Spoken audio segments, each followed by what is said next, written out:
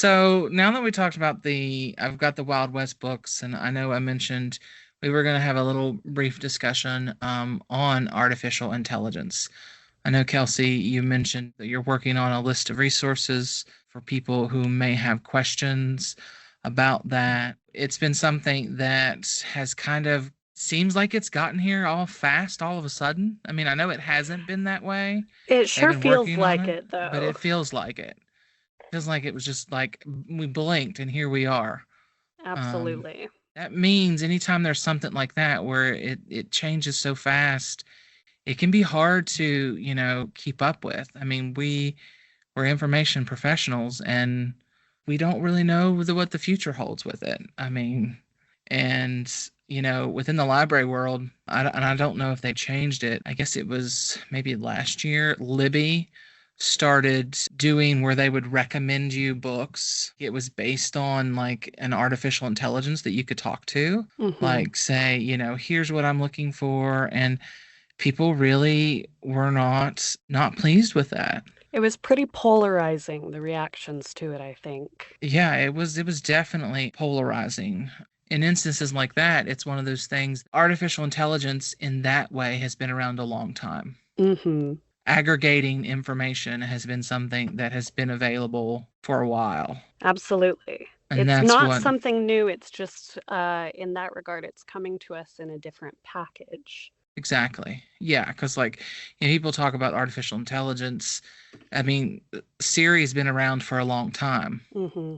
Siri is artificial intelligence. It Hmm. is AI. It's just a different kind of AI, but it is the same thing. It's just, a different form of it, a different package, like you said.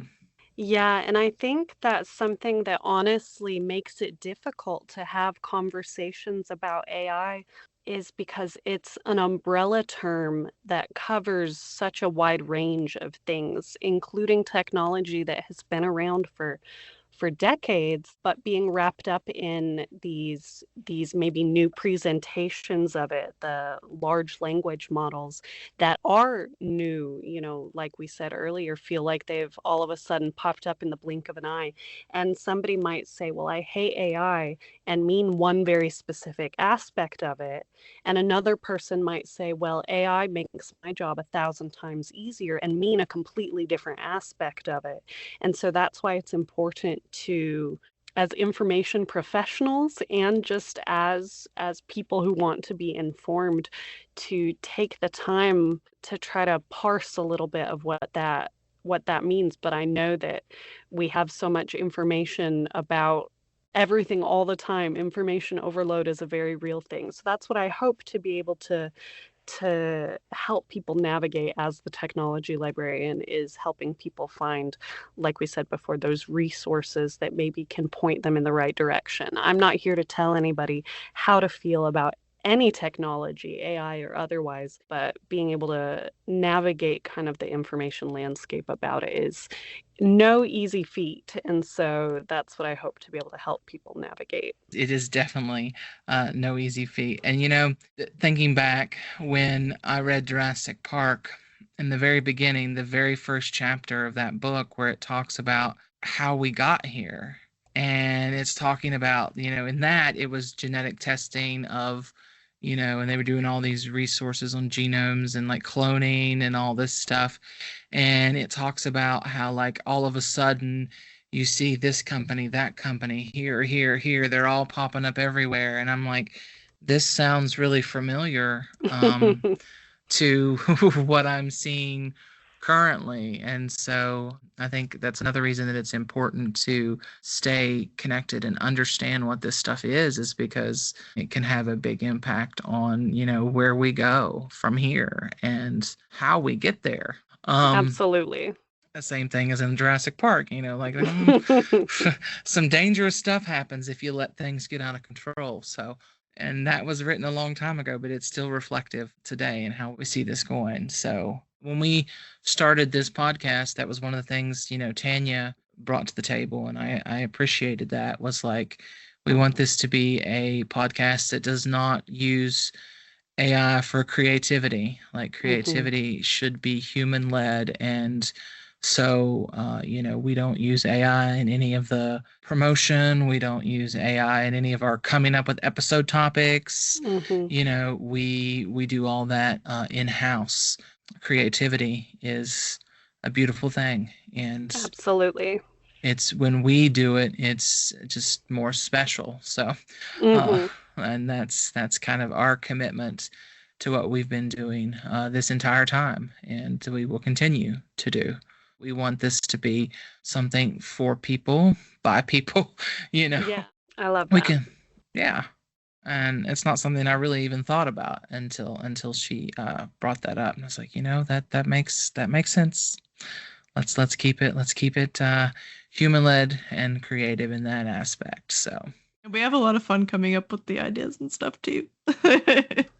we do. It is fun being able to like figure out like, well, how are we gonna blend this together, and like, the new frontier and the wild wet, like that was just our discussion when we were Hmm. planning the episode. We just were like, let's blend these two things together.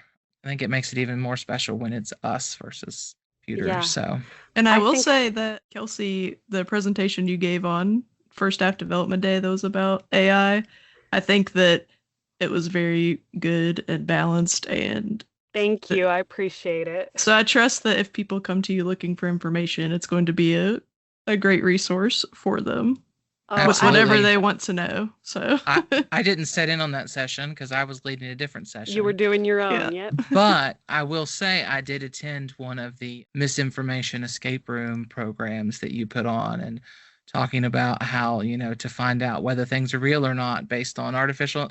So I've heard you talk and share about passion for giving people the information to make their decisions informed, and so I can vouch as well. I think if people come to you, you are a great resource for that and for them.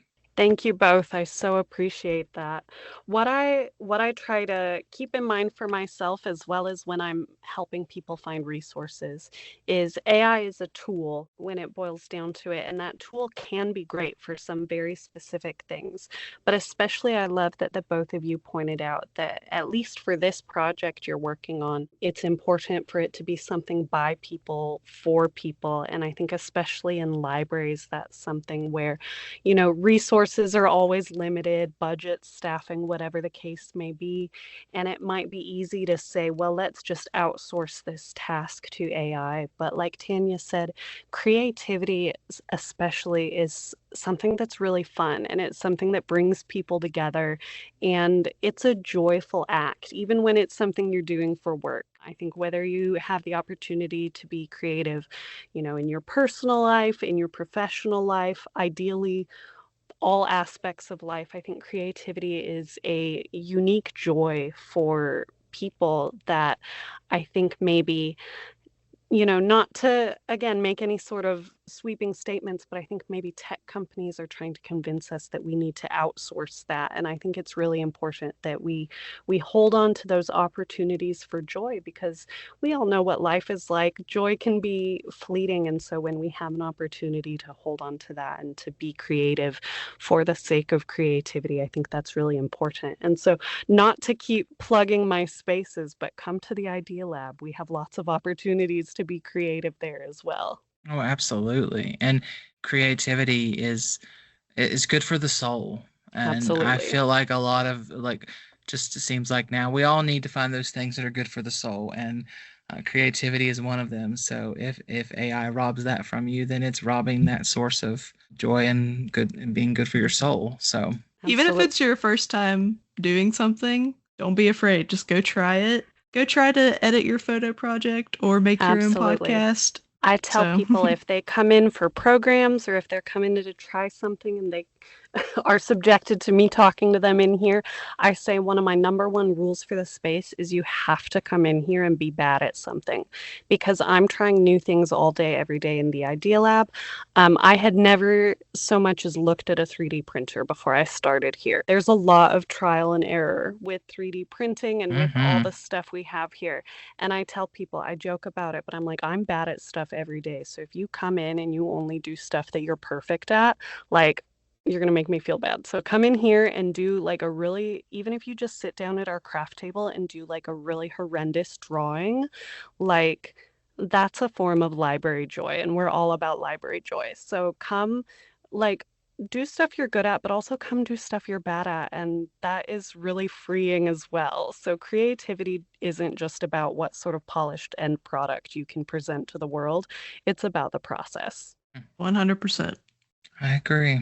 I remember a couple years ago, there was a map making class for the summer library club, and like I am not an artist by any stretch of the means. I draw stick figures. Like I am not, that's not, it's not what I do. But however, the aspect of like writing and fantasy and creating your own world, like Hmm. I like that. So I'm like, you know what? I'm gonna go to this map making class, and it doesn't matter what it looks like. It doesn't matter that it's not, the best drawing in the world. It's that, I can still use my creativity and come up with interesting concepts in that world, like it can be a form of, it doesn't have to look the best. It's just still an opportunity for me to do something creative. So uh, Absolutely. I I love can that. I can agree. I can agree with that. Okay, so now we're going to move on to our next segment. This is one of our reoccurring segments that we have on the podcast, and it is called Overdue Conversations.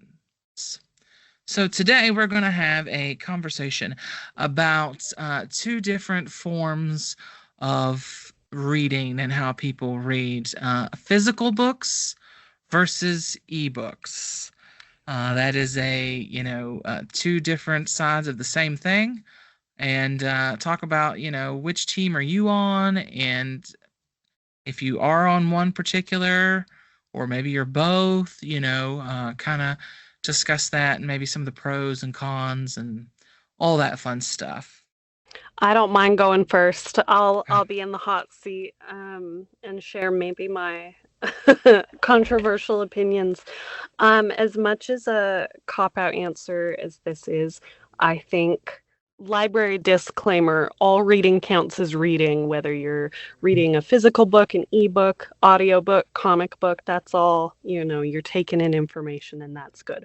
For me personally, like I said in my intro, I tend to be a little more low tech in my personal life. I love a physical book. I always have a stack of books that fingers crossed, maybe I'm gonna have time to sit down and read.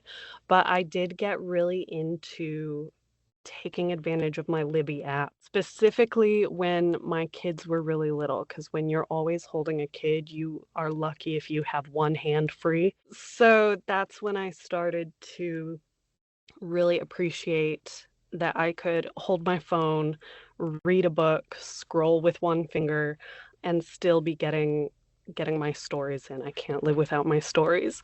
So it's a bit of a cop out, but I do love both. I think pros and cons to both. I personally am not as much of an audiobook girly, but I can respect that that is also some people's preferred form. So for me, until recently, and this is what's the craziest part, until recently, I was 100% ebooks. That's it. I read ebooks. I didn't do physical, just because, the convenience factor of it, and having them, on your phone, on my Kindle, on my, whatever. Like, I did strictly ebooks, but I've recently started a new category of books. Usually, before I would do one book I was reading physically, or like eat with my eyes, reading in traditional sense. One I was listening to on audio. I used to just have two books going at all times. Now I have three. And this third category that I've added is what I like to call my lunchtime books, because those are books that I will not be upset that I have to stop reading them because my lunch is over, because there would be sometimes I would finish a chapter in my ebook and I've got like 5 minutes left. I'm like, I'm not going to start a new chapter because I'm not going to be able to finish it. So That's now, smart. so now I have these books that are like graphic novels. I've been doing a lot of like behind the scenes books, like some of my favorite like Broadway plays, favorite TV shows, Oh. movies, and books that go a deep dive in behind the scenes on this stuff, because I've already seen it. I already know, I'm not going to be upset if I have to stop. And so those have all been physical books, because a lot of them are very visual. They are very, they have pictures of behind the scene photos and, things like that. So I've been doing physical books for those, ebooks for my personal reading, and then audiobooks for my nonfiction. So I'm across the board. But the reason I will say that I do love ebooks, one thing about them that you cannot do in a physical book, search for things. Mm-hmm. Like, if you remember, they talked about a character like so back, like you can flip back and you can try and find it. But on an ebook, you can find it like that, because you can just type in a keyword or type in the person's name and find the first instance where they mention that character's name. And so you can go back really, really easily. Or if there is a word that you're not familiar with and you don't know what it means, yeah, if you have a physical book, you could set your book down and go look it up. Like, that's a possibility. But on the ebook version, you can just click right on it and it will allow you to do that. Also, another ebook pro that I'll give is highlighting. Like, if you're borrowing a library book, you should not be highlighting it. You should not be, adding notations to it. PSA. PSA. But if you have the ebook, even if you borrow that ebook and you don't, you're not keeping it forever, you can still make highlights and you can pull those up through, like, your Kindle or your Goodreads, or like you can sync that stuff up to where you can still keep those quotes and those parts that meant something to you. So that's another pro for ebooks. I'm really, really all about those ebooks, but I am understanding now that physical books, there's something about them sometimes that you just need. It's funny that you mention looking things up and highlighting them and all of that, because my take on ebooks is I don't really think to buy them anymore, I guess. But when I was in college, all of my textbooks I would download to my Kindle, because all I had to remember is my Kindle. Mm-hmm. And I could highlight things or look something up, go back in the chapters really easy for whatever class I was doing. So that's when I used the ebooks the most, so I wouldn't have to carry around big heavy textbooks and forget them when I was going to class. Yeah. If you are someone who has tried ebooks and they're not really your thing, my question to you is this: were you trying to read on your phone or an iPad where it's like giving you notifications every 37 seconds? Mm-hmm. Because that has been my biggest difference, because I switched over to, a e-reading device that is just for e-reading. It's a Kindle, but there's also other ones. There's like Kobo has one. There's other e-reading devices that just are for reading, so you don't get interrupted by every little thing. And that I think is a lot of people. I know a lot of people who I've talked to, and they're like, I've tried it. If you're trying to read on your phone, it can be very distracting. Absolutely. Having a dedicated e-reader is a different experience for sure. Yeah, it definitely is. And, I think sometimes one physical advantage that there might be that I've noticed here lately is the wait times.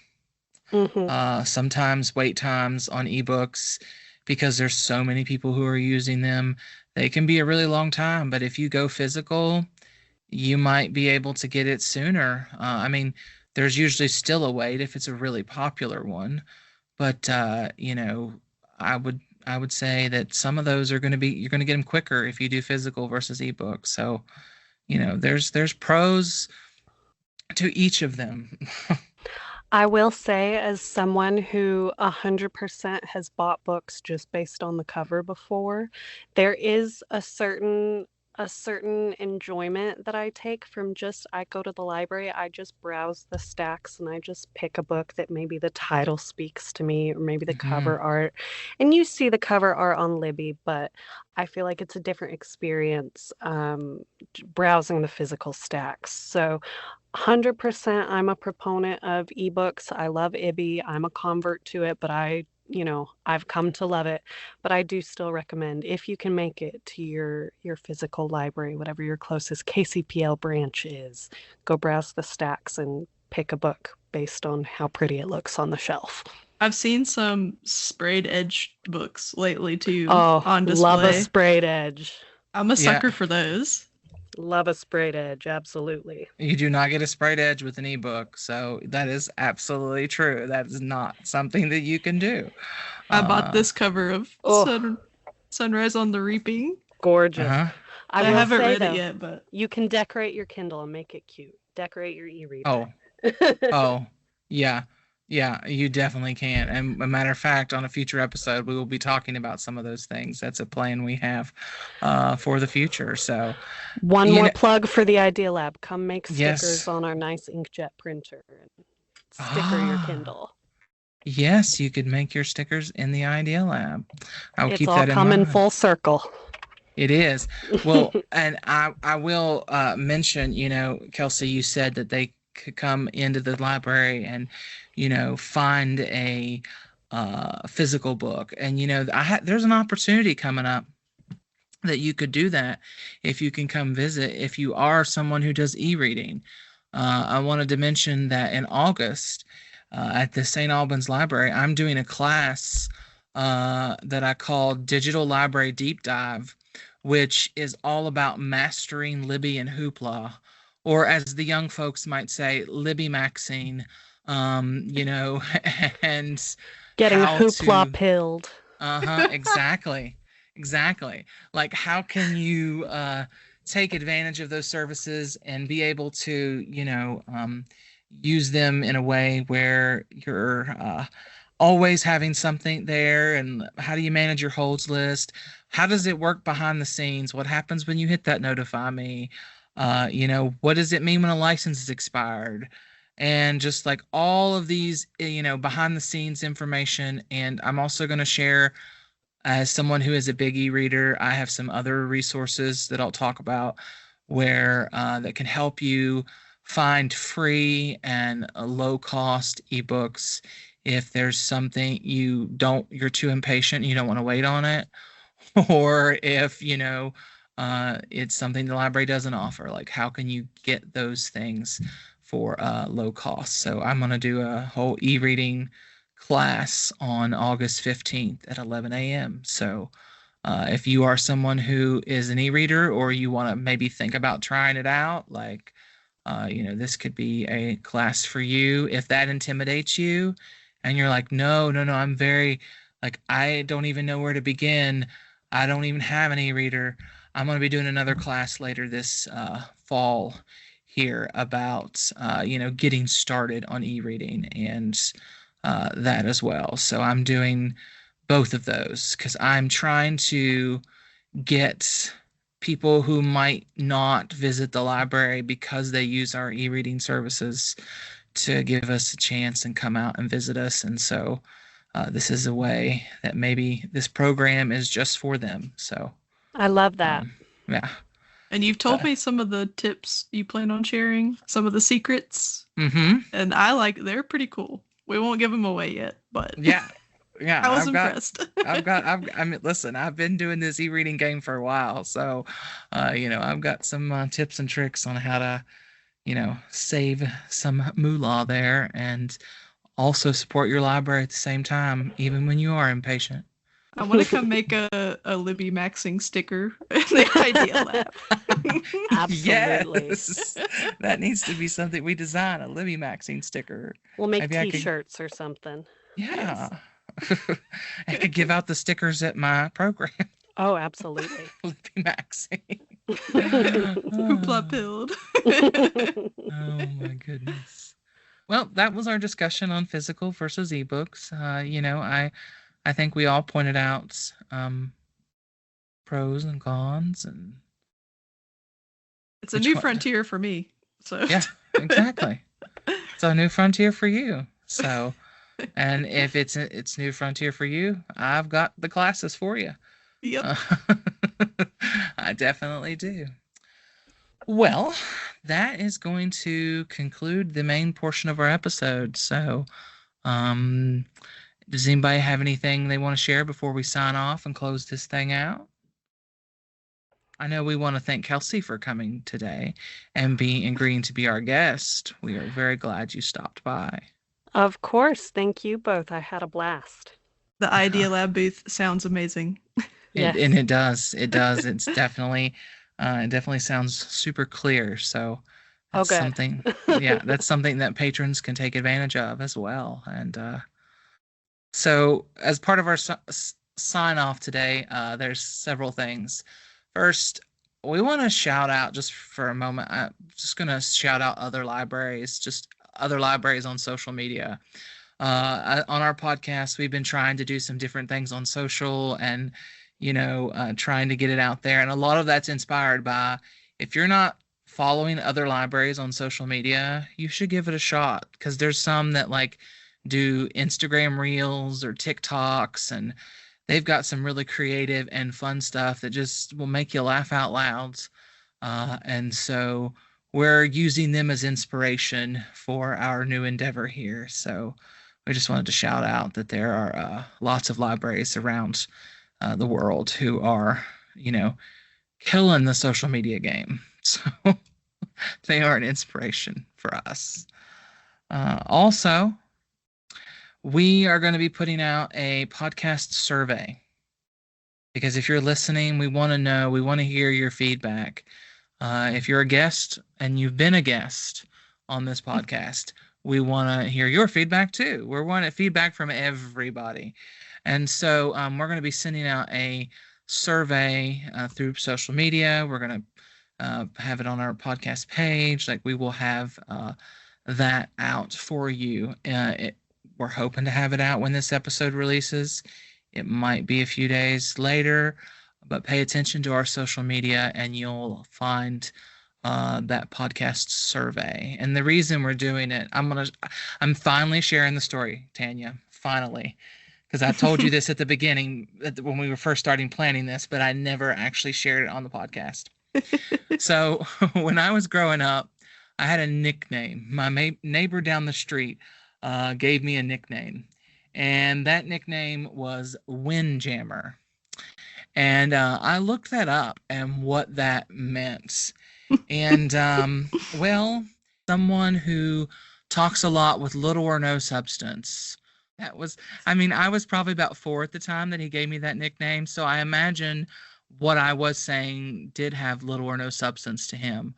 But we're sending out the survey to see if that name still applies. And if you're enjoying the podcast, if you're getting something out of it, if you have ideas of things you would like to see us do, all those fun things. So we're going to be sending that out your way. Yeah, that story really made me laugh the first time I heard. Yeah, so Windjammer. That was my nickname from my neighbor down the street. So, and with that, this has been On the Same Page, KCPL podcast. My name is Evan. I'm Tanya. And thanks for listening.